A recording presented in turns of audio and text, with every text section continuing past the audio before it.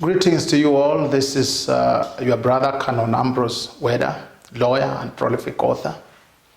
I'm a lawyer of over 25 years standing, having practiced, continues to practice. I've also served in various offices, including the Advocate Disciplinary Tribunal, where I've been elected by my professional colleagues for a period running to over 9 years. I'm also an author of The ID Lawyer, What You Are Not Taught in College, but are pivotal to your career success, among several other books, including an upcoming one, The Ideal Professional. Today on our platform, Greatness Talk, we want to look at how to ignite a blossoming legal or professional career.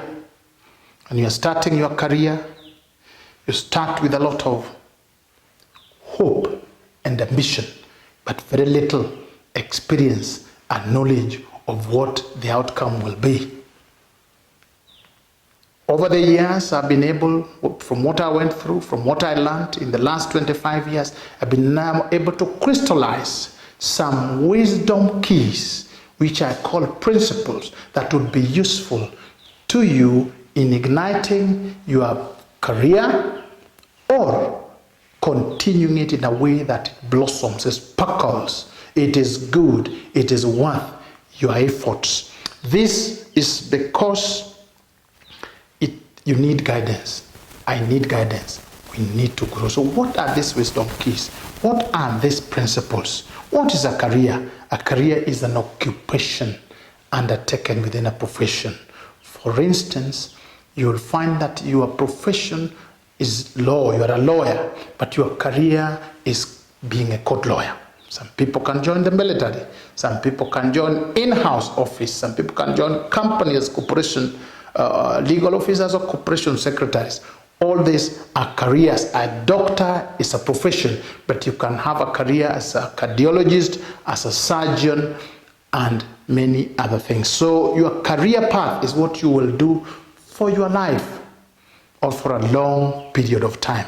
These principles, these wisdom keys, are useful in enabling you to chart out an excellent outcome, excellent journey, a journey that is profitable, a journey that is worth when you look back. Principle number one, you start from self-awareness. Self-awareness, knowing yourself. You get an accurate knowledge of yourself, your individuality. You get to know who you are. You get to know your character, your feelings, your motives, your desires. You come alive on your strengths, weaknesses, purpose, potential, and areas of your desires.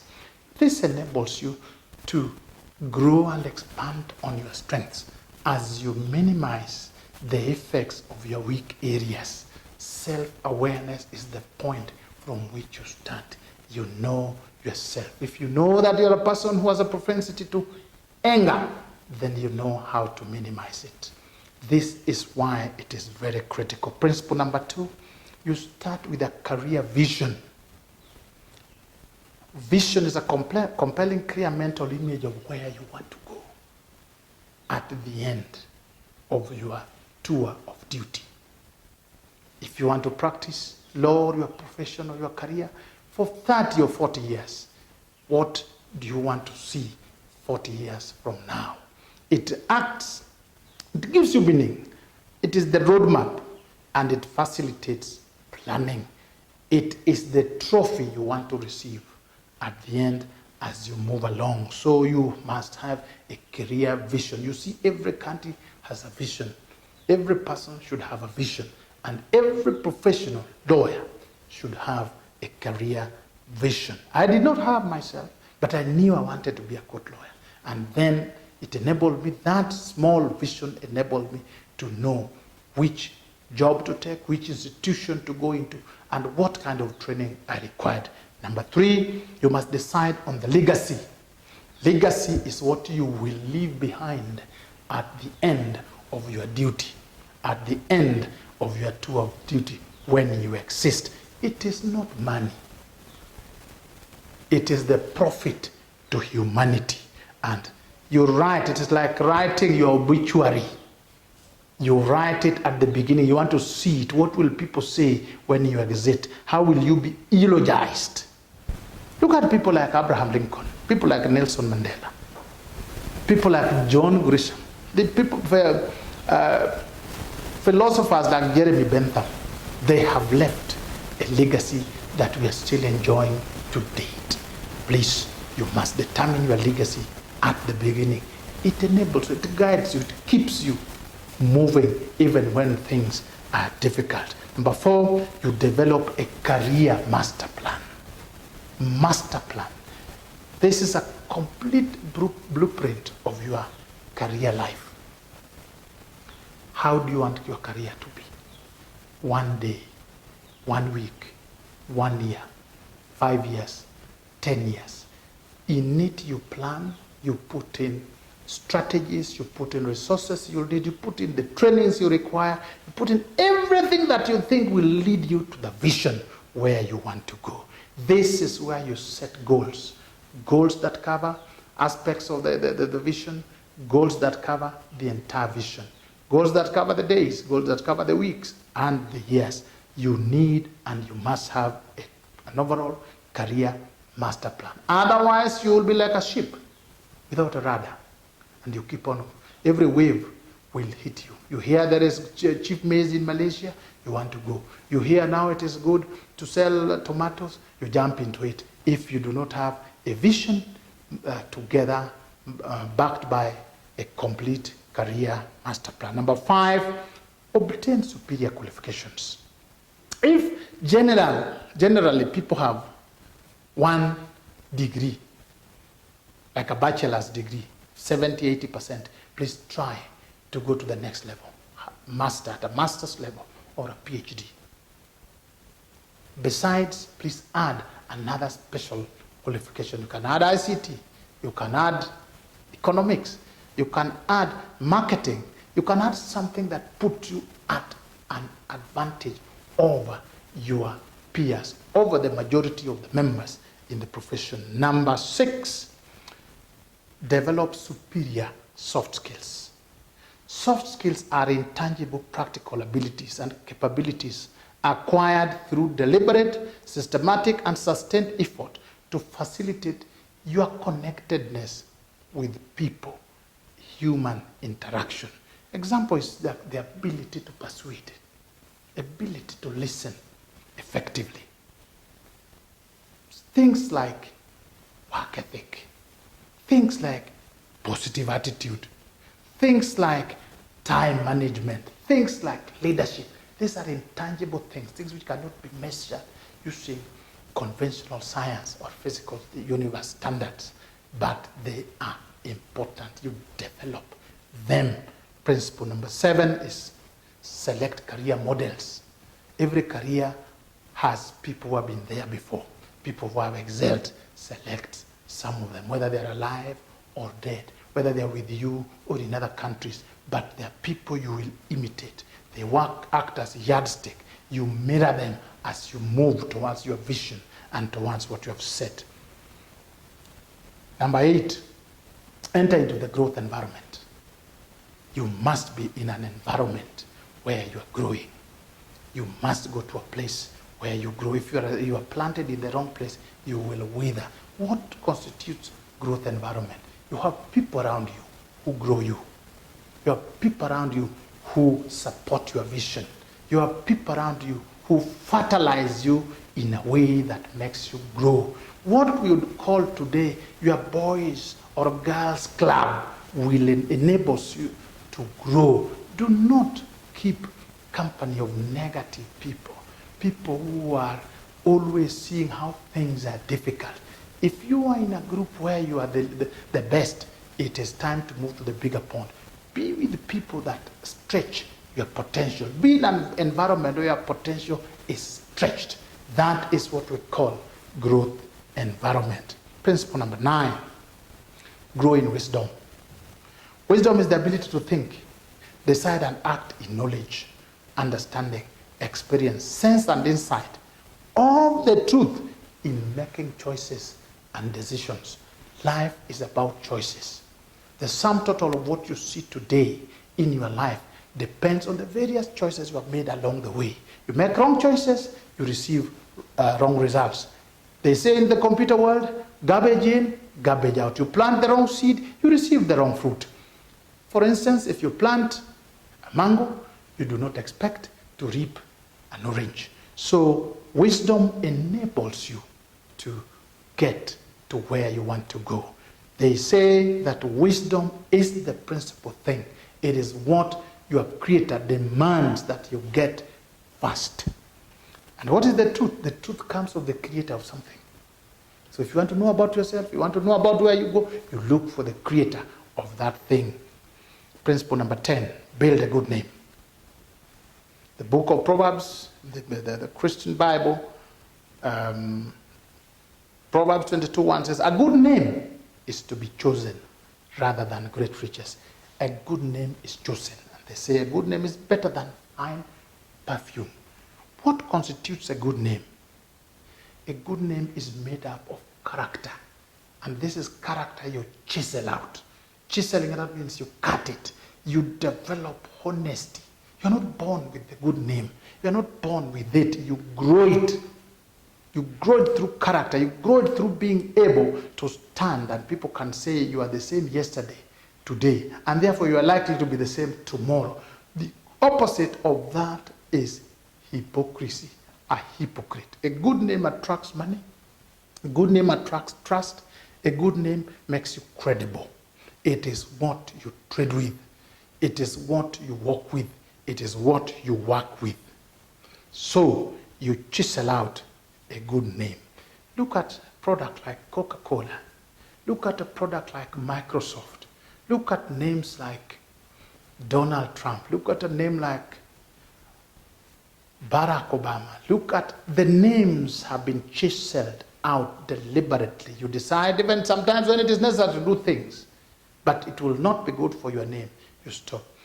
If you're going to have a sale, a good sale in the legal profession, you need a good name. Principle number 11, stand on your 4 pillars. Everything good stands on 4. If you look at the chairs, everything good. The fastest animal, the cheetah, runs on 4. The biggest animal, the elephant, runs on 4. We have 4 limbs. So what are the 4 pillars? Number 1, social pillar. Everything you want in life is in the hands of another person. Whatever you do, the profession you practice as a lawyer, you do it for other people. You must learn to connect to people. You must know how to value people, how to serve, how to respect people. That is the social pillar. You build it. Number 2 is economics pillar. Wealth building, wealth creation, ability to accumulate, ability to work with money, ability to invest. Number 3, spiritual pillar. These are non-physical things. Things like the meaning of life. Things which cannot be measured by conventional science. It includes your connection with your divine source, where you have come from. You are not your own creator.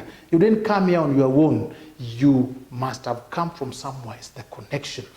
Some of these things that comprise spiritual pillar are things like love, hope, loyalty, respect, honor, ambition, or the negative part, greed, joy. You can't measure them, but they form part and parcel of yourself, and they determine your career success. Number 4 is the physical pillar. The weapon you are using, the vessel you are having to do all this and follow your career and stay on earth is your body. You must tend the body, feed it well, give it rest, train it, exercise it, feed it. You must have a robust, strong, well-exercised body at all times. So respect your body, protect it. Do not feed it with the wrong things. Do not feed it with the drugs. Tend it the way you tend a golf course. Principle number 12, chisel out unshakable character. Character determines your interactions with other people. It is something you cut you chisel, you shape, you refine yourself. It brings out a distinctive mental and moral quality that sets you apart, and it makes you able to withstand any adversity. These are things you develop. Things like honesty, things like life integrity, things like professional discipline, things like ethics, discipline, ability to manage and dominate time. These are critical aspects of character that you must chisel out. Number 13, grow in financial intelligence and wealth. Learn the ability to manage, to understand how money works, how wealth is created, know what money is, understand economics, know how to work with budgets, know how to save and invest, and also to build passive income. Income that brings in support whether you work or not. That is what passive income is. Principle number 14, connectedness. Your ability to connect with people, your ability to interact. Things like speech, how you treat people. You grow in stature, you grow in etiquette. That is a principle that you must work on a daily basis. Principle number 15 is self-presentation. How do you stage yourself? How do you bring out the best version of yourself? How do you dress? You must dress in a way when they see you, they see a lawyer. When they see you, they know you're successful. People see before they hear, and they make conclusions about you the moment they see you. Therefore, you must groom yourself. You must make yourself worth. You must make yourself like a flower worth seeing. It gives you credibility. You work on your manners. You work on your courtesy. You work on your personal and professional outlook. When somebody looks at you, he'll be able to see a lawyer. Principle number 16, provide value. Commit to excellence. Unique service. Go extra mile. Bring out the value that the market is looking for.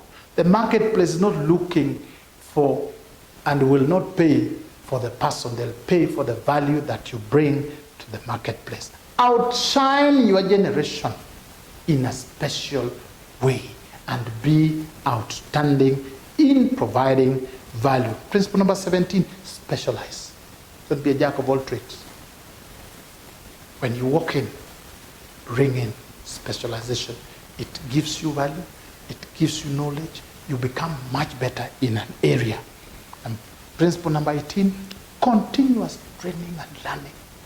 From day one, you continue to train yourself, you continue to learn.